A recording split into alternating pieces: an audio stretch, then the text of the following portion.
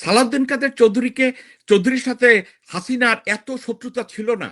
আমির খসরু মাহমুদ চিটগংয়ে অন্য কেউ তার উপর দিয়ে যেন রাজনীতি করতে না পারে। সালাউদ্দিন কাদের চৌধুরীকে বাঁচানো যেত, সালাউদ্দিন কাদের চৌধুরীকে বাঁচানো যেত। হাসিনা কিছুটা হলেও নমনীয় হয়েছিল যে সালাউদ্দিন কাদের চৌধুরীর থাকুক, বাইচা থাকুক, যাবজ্জীবন কারাদণ্ড দেন।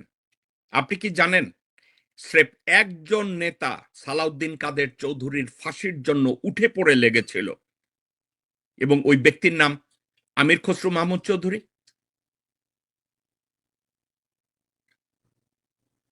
এই আমির খসরু মাহমুদ চৌধুরীর ইশারায় এবং ইনসিস্টেন্সে কমপ্লিটলি খোঁচাখুচির জন্য ভারতীয়রা হাসিনার উপরে প্রেসার আনলো, কারণ ভারতীয়দের সাথে আমির খসরু হট একটা লাইন মেনটেন করত। এবং আমির খসরুর সাথে এই হুমায়ুন কবির, যেই হুমায়ুন কবিরের কথা বলছি, ওই হুমায়ুন কবির কন্টিনিউয়াসলি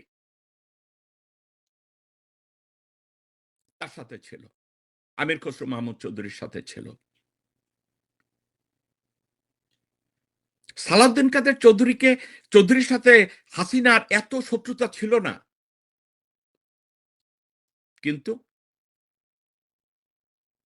আমির খসরু মাহমুদ চৌধুরী চিটগংয়ে ডক্টর শাহাদাত,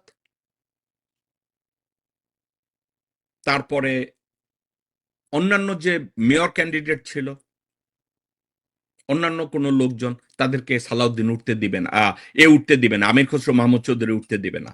সো সাকা চৌধুরীকে সরানো চিটগং থেকে আমির খসরু মাহমুদ মনে করেছে আমি উঠায় দেব।